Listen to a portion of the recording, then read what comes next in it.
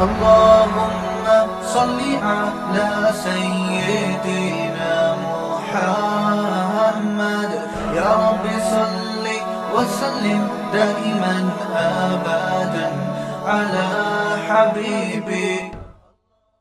قرآن کے الفاظ دیکھو، وقال ربکم ادعونی استجب لکم. اللہ کہتے ہیں کہ مجھ سے دعا مانگو، میں تمہاری دعا کو قبول کروں گا. ٹھیک ہے بھائی، یہ آپشن ہے نا. آپ بتاؤ جب کوئی گورنمنٹ کسی کو کوئی آپشن دیتی ہے یا کوئی بینیفٹس دیتی ہے تو گن پوائنٹ پہ تھوڑی دیتی ہے. بھائی گورنمنٹ نے یہ کہا کہ قرضہ ملے گا بغیر سود کے، غریب لوگوں کو چاہیے اپنا مکان بنائے، یہ کہے گی نا گورنمنٹ. آگے دھمکی تو نہیں دے گی جس نے قرضہ نہیں لیا نا ہم سے مکان بنانے کے لیے اس کو شوٹ کر دیا جائے گا. ایسی دھمکی دے گی کبھی؟ تو یوں ہی کر دو اگر منہ سے نہیں نکل رہا کچھ. دھمکیاں دے کے کبھی کسی کو کوئی سہولت دی جاتی ہے؟ ہاں دیہاتی مائیں کرتی ہیں ایسا. کھا وہ ایک آدمی نے پرینک بنایا کہ انگریزوں کی مائیں اور پاکستانیوں کی مائیں میں کیا فرق ہے. بڑا زبردست تھا. انگریز کی ماں کھانا لا کے رکھ دے گی، کھانا ہے کھا، نہیں تو یہاں سے دفع ہو جا. ٹھیک ہے نا. پاکستانی اور دیہاتی ماں کیا کرے گی؟ وہ میرا بیٹا کھا لے، یہ میں نے تیرے لیے پکائی ہے بریانی، میں نے تیرے لیے یہ پکایا ہے. پہلے منتیں کرے گی، بچہ نہیں کھائے گا تو دھمکیاں دینے پہ آ جائے گی اس کو، کھا ورنہ میں تھپڑ ماروں گی تیرے کے. بے غیرت، تو نے بنوایا کیوں مجھ سے؟ یہ تجھے پتہ نہیں ہے یہ؟ تو نارملی ایسا ہوتا نہیں ہے کہ آپ کسی کو کوئی نعمت دے رہے ہو اور ساتھ میں بندوق نکال کے بولو کہ یہ لو. کسی کو آپ نے ہدیہ دیا، 100 روپے، 1000 روپے، 500 روپے آپ نے کسی کو دیے یا آپ کی خدمت میں، وہ کہہ رہے یار میں تو ابھی ضرورت نہیں ہے آپ کا، بڑی نوازش، آپ بندوق نکالو لے. تو یہ ہدیہ رہے گا؟ یہ ہدیہ تھوڑی رہے گا. تو کوئی بھی جب حکومت یا کمپنی کسی کو سہولت دیتی ہے تو وہ گفٹ کو پھر گفٹ ہی قرار دیتی ہے. لیکن اللہ کا اسٹائل یہاں پہ بالکل انداز بالکل الگ ہے. اللہ کیا کہتے ہیں؟ مجھ سے مانگو. یہ بینیفٹس مل رہے ہیں نا اللہ کی طرف سے، ہیں بھائی. اللہ کیا کہہ رہے ہیں؟ مجھ سے مانگو اور میں جو مانگو گے میں وہ تمہیں دوں گا. بس یہ اللہ ٹھیک ہے، ہمیں تو نے بتا دیا کہ ہم مانگیں گے اور تو دے گا، ہمیں یہ بات پتہ چل گئی، اب ہماری مرضی، ہم جب چاہیں تو اس سے مانگیں. ہمیں یہ سہولت کا پتہ چل گیا، اب ہماری مرضی، اب ہمارے. کہتے ہیں اٹس اپ ٹو یو. کہتے ہیں نا یہ اب آپ کے اوپر ہے، آپ مانگیں یا نہیں مانگیں. نہیں، آگے اللہ نے بندوق نکال لی ہے. ٹھیک ہے نا، بندوق نکال لی. اللہ کہتے ہیں ان الذین یستکبرون عن عبادتی. یاد رکھو مجھ سے مانگنے میں تکبر کیا. میں نے تو کہا ہے مانگو، اگر نہیں مانگا کبر سے کام لیا کہ نہیں جی ہم نہیں مانگ رہے، سیدخلون جہنم داخرین، ذلیل کر کے جہنم کی آگ میں پھینک دوں گا. اڑے بھائی اللہ تو ہمیں گفٹ دے رہا ہے دعا کا یا جرمانہ لگا رہا ہے؟ کیا کر رہا ہے؟ سمجھ میں آنے والی بات ہے؟ کوئی سمجھ میں آنے والی بات؟ بالکل سمجھ میں نہیں آ رہی ہے. یہی وجہ ہے کہ قرآن میں اور مقام پہ جب اللہ نے کہا نا میری یہ نعمتیں کھاؤ، تو پھر یہ نہیں کہا نہیں کھاؤ گے تو یوں کر دوں گا، یہ نہیں کہا. اللہ نے قرآن میں کہا کلو وشربو، کھاؤ اور پیو، حد سے تجاوز نہ کرو. یہ نہیں کہا اگر نہیں کھایا نا تو جہنم میں پھینک دوں گا. یہ کہا قرآن نے؟ کیا ہو گیا بھائی؟ اللہ نے کہا فن کے ہو، نکاح کرو. یہ نہیں کہا نہیں کیا نا جہنم میں پھینک دوں گا میں. بشرطے کہ گناہ سے بچے انسان. گناہ کرو گے پھر تو جاؤ گے جہنم میں. لیکن جو بھی اللہ نے نعمتیں دی ہیں ان کو بندوق کی نوک سے نہیں اللہ نے کہا، کیونکہ وہ نعمت پھر نعمت رہتی نہیں ہے، وہ نعمت تھوڑی رہتی ہے پھر وہ. لیکن یہاں اللہ کیا کہہ رہے ہیں؟ مجھ سے مانگو میں تمہیں دوں گا. ہم خوش ہو گئے، زبردست، اللہ کی طرف سے انعام مل گیا. ٹھیک ہے جب سہولت سے ٹائم ملے گا تو مانگ لیں گے، موڈ ہوگا. اور نہیں بھی مانگا تو اللہ نے بس ایک آپشن دیا ہے کہ مانگو گے تو ملے گا. لیکن اللہ نے کیا کیا؟ انداز دیکھو. کہا کہ اگر نہیں مانگا تو جہنم میں ذلیل کر کے داخل کر دوں گا. سوال پیدا ہوتا ہے اللہ یہ تو گفٹ دے رہا ہے یا ہمیں ڈرا رہا ہے، آزمائش میں ڈال رہا ہے؟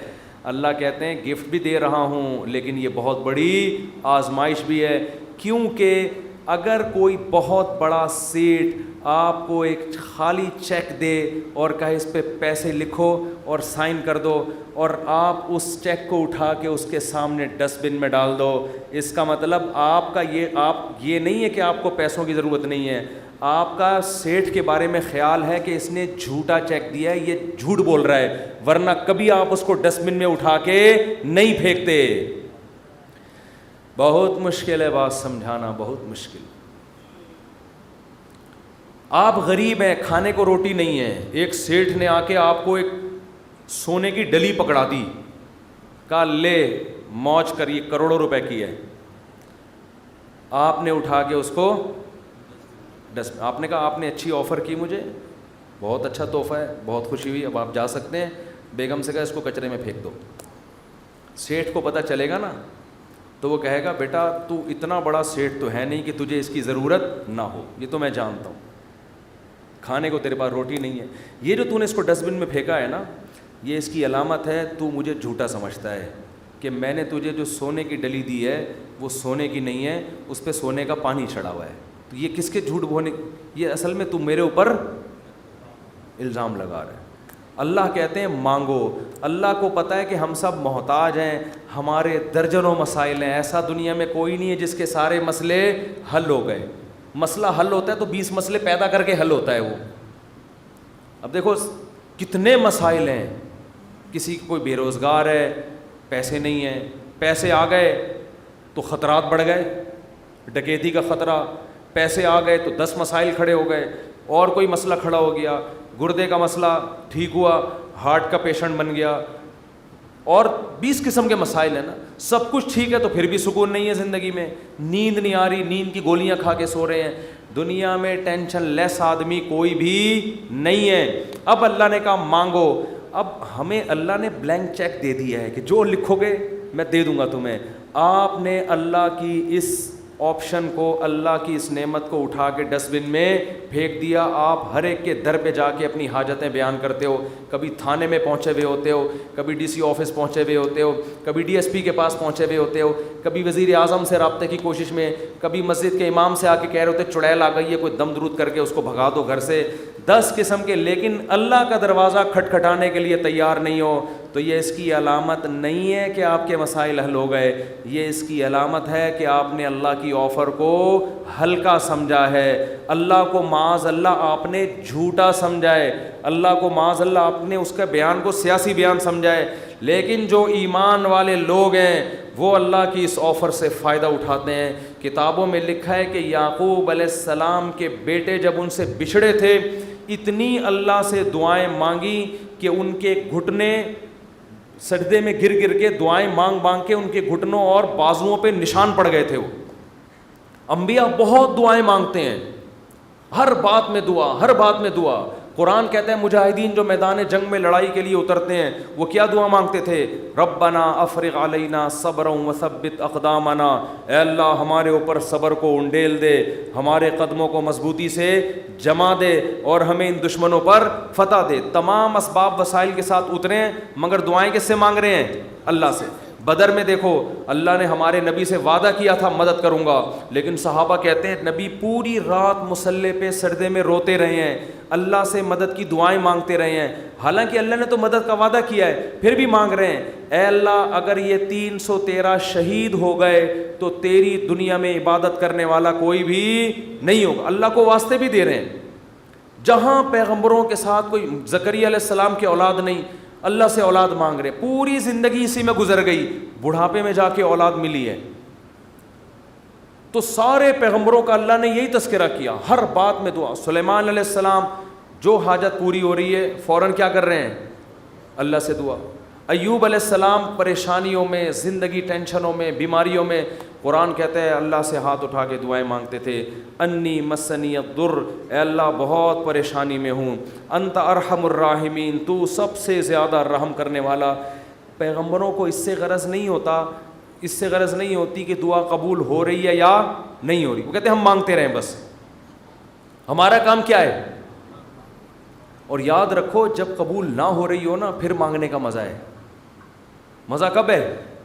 آپ کے کیسی الٹی الٹی باتیں کرنے کے لیے مصطفیٰ نے بلایا ہوا ہے۔ قبول نہ ہو رہی ہو نا تو پھر ہے مانگنا, تبھی تو یہ اس کی علامت ہے کہ آپ کا اللہ پہ ایمان ہے, اور وہی قبول ہوتی ہے. بعض دفعہ آپ اللہ سے جو چیز مانگتے ہیں اللہ وہ نہیں دیتا, اس کا آلٹرنیٹ دے دیتا ہے. ایک صاحب کا فون آیا, مجھے کسی سے عشق ہوا ہے اور میں دعائیں مانگ مانگ کے تھک گیا, پھر بھی نہیں ہو رہی شادی. آج کل تو لڑکوں کے یہی مسائل ہیں, مانگ مانگ کے دعائیں تھک گیا. تو آپ کہتے ہیں دعائیں قبول ہوتی ہیں, میں تو پھر اس پہ اور تڑکا لگا دیتا ہوں. میں کہتا ہوں بہت سے لوگ کہتے ہیں ہم جس کو مانگ رہے ہیں وہ ملی نہیں, چلو نہیں ملی مقدر میں ہوگا, دعا قبول نہیں ہوئی. مفتی صاحب کہہ رہے ہیں دعائیں کیا ہوتی ہیں؟ قبول. لیکن اس کی کہیں اور شادی کی خبر ہمیں مل رہی ہے. تو اللہ اگر دعا قبول نہیں کرتا تو کم از کم ایسا تو نہ کرے نا کہ اس کی کہیں شادی ہو رہی ہے اور ہمیں اطلاع مل رہی ہے. خوشی خوشی لوگ بتا رہے ہیں تمہیں پتہ ہے اس کی شادی ہو گئی, چلو یہاں تک بھی بات سمجھ میں آتی ہے. اس کے بچہ ہوا, ہمیں اطلاع دی جا رہی ہے آ کے, ارے تمہیں خوشخبری سنا ہے وسیم بھائی, کوئی وسیم بیٹھے ہو تو معذرت, تمہیں پتہ ہے وہ جو تمہاری کلاس فیلو تھی اس کی ایک جگہ شادی ہو گئی تھی, اس کے ماشاءاللہ آج بیٹا پیدا ہوا ہے. اور انسان تپتا ہے یار ہم نے تو لیلۃ القدر میں دعائیں مانگی تھی ہمیں مل جائے, اور ادھر بھی چلے بھی وہاں گئی اور اس کے بچہ بھی پیدا ہو گیا. اور تباہی اس وقت آتی ہے جب وہ بچہ سمجھدار ہو کے آپ کو ماموں کہنا شروع کر دے. حقیقت بات جب آپ ان کے گھر جائیں ملنے کے لیے اور وہ آپ کی پرانی گرل فرینڈ بچے کو تعارف کروا رہی ہے, تمہارے ماموں لگتے ہیں یہ رشتے میں, حقیقی تو نہیں ہے لیکن رشتے میں کیا لگتے ہیں؟ ماموں. تو آپ کہو گے یار یہ دعائیں قبول ہو رہی ہیں یا کیا ہو رہا ہے؟ تو اس طرح بھی ہوتی ہیں. تو ایسے لوگوں کو میں کہتا ہوں کہ جو یہ مایوس ہوتے ہیں نا یہ قبول تو نہیں ہو رہی, او بھائی تو دنیا میں ایک ہی عورت پیدا ہوئی ہے کیا؟ اللہ کے علم میں یہ بات تھی کہ وہ تیرے لیے نقصان دہ تھی, ہر چیز تمہارے لیے نہیں ہے. قرآن کیا کہتے ہیں؟ آسان تکرہوا شیئا, بہت سی چیزوں کو تم پسند نہیں کرتے لیکن اللہ نے اس میں خیر رکھی ہوتی ہے. بہت سی چیزوں کو تم پسند کرتے ہو اللہ نے اس میں تمہارے لیے خیر نہیں رکھی ہوتی. واللہ یعلم, اللہ کہتے ہیں مجھے پتہ ہے, وانتم لا تعلمون, تم جاہل ہو, تم نہیں جانتے. اللہ سے آگے نکلنے کی کوشش مت کرو. سورہ کہف میں واقعہ نہیں ہے کیا کہ حضرت خضر علیہ السلام نے ایک نوجوان بچے کو قتل کر دیا تھا.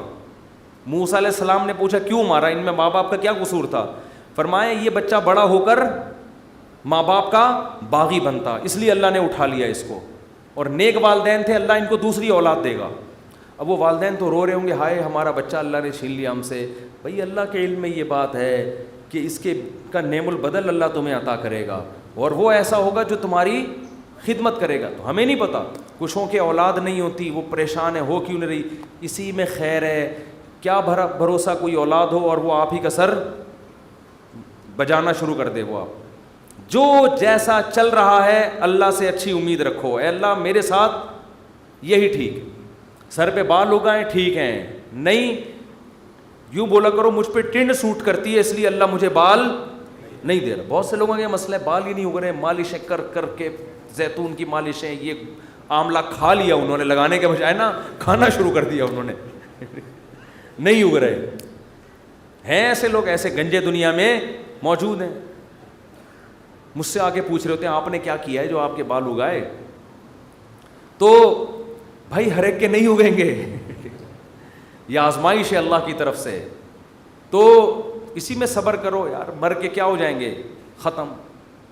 اسی میں اس پہ روٹیاں پکاؤ. جب ایک بڑا سر ہو نا اور بڑی خوبصورت سی ٹنڈ ہو تو میرا تو دل کرتا ہے اس کو دھوپ میں گرم کر کے اس پہ چپاتیاں مزہ آتا ہے.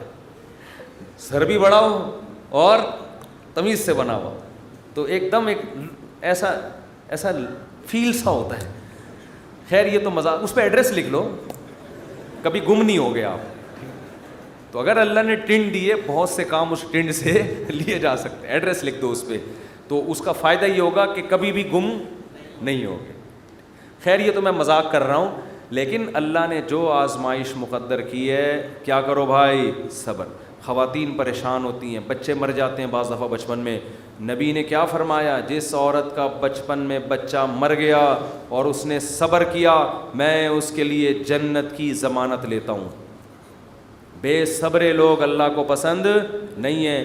ہم نے اپنے بچپن میں ایسی عورتیں بھی دیکھی ہیں, جوان بیٹا مر گیا, آنسو نکل رہے ہیں ان کے, میں نے خود اپنی آنکھوں سے دیکھا, آنسو نکل رہے ہیں ماں کے, لیکن اللہ سے کہہ رہی ہے اے اللہ یہ آنسو میرے اختیار میں نہیں ہے اس لیے رو رہی ہوں, کہیں تو مجھے بے صبر لوگوں میں شامل نہ کر لینا. میں نے ایسی عورتیں دیکھی ہیں بچپن میں, جوان بیٹا مرا ہوا ہے اور ماں رو کے کیا کہہ رہی ہے, اللہ یہ میرے اختیار میں نہیں ہے اس لیے رو رہی ہوں.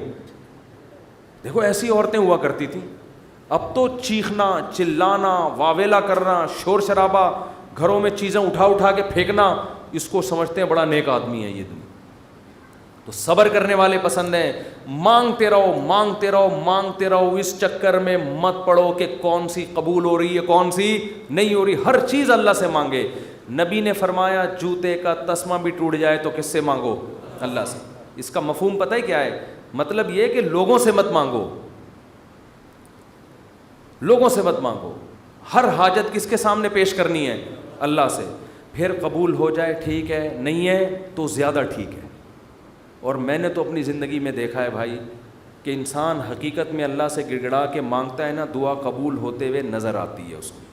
دیکھو دعا کی حیثیت کیا ہے کہ آپ نے اللہ کے دفتر میں اپنی فائل جمع کرا دی, تسلی ہو گئی, آپ کا کام اب ہو جائے گا, اب آپ ٹینشن نہ لیں. لوگ کہتے ہیں نا گورنمنٹ کے ادارے میں بھائی ہم نے فائل جمع کرا دی ہے, اب ہمارے بس میں جو تھا وہ ہو گیا, اب یہ پروسیس سے گزرے گی, جو بھی آپ کا پلاٹ آپ کے نام ہونا ہے, گاڑی آپ کے نام ہونی ہے, گھر پہ آپ کو میسج آ جائے گا. اب تمیز سے بیٹھ جاؤ, بار بار جا کے وہاں پوچھتے نہیں رہو فون کر کے سر میرا کام ہو گیا, سر میرا کام ہو گیا. بھائی فائل, پیشنٹ آپ ہاسپٹل میں, اچھے ہاسپٹل میں اگر آپ داخل کرا دیتے ہو, آپ کہتے ہو وہ بندہ سیو ہے, اب یہ ڈاکٹروں کے حوالے میں نے کر دیا, اب آپ تسلی سے. تو جب آپ دنیا میں تسلی کر لیتے ہو یار پیشنٹ ڈاکٹروں کے حوالے کر دیا, فائل گورنمنٹ کے دفتر میں جمع کرا دی ہے, تو اللہ کے ہاں دعا مانگ کے بھی مسلمان کو تسلی ہوتی ہے. میں نے اپنا دکھڑا کس کے سامنے رکھ دیا ہے, اللہ کے. اب اس کی مرضی ہے, وہ کرے ٹھیک ہے, نہیں کرے تو بھی ٹھیک. اب میرے لیے جو فیصلہ ہوگا وہ بہتر ہوگا, لیکن اللہ آزماتا ہے. مفتی طارق مسعود صاحب کے بیانات سننے کے لیے youtube.com/مفتی طارق مسعود کو سبسکرائب کریں, اور اگر آپ لائیو ویڈیو کو کبھی بھی مس نہیں کرنا چاہتے ہیں تو سبسکرائب کرنے کے بعد بیل آئیکن پہ کلک کرنا مت بھولیں. جزاک اللہ.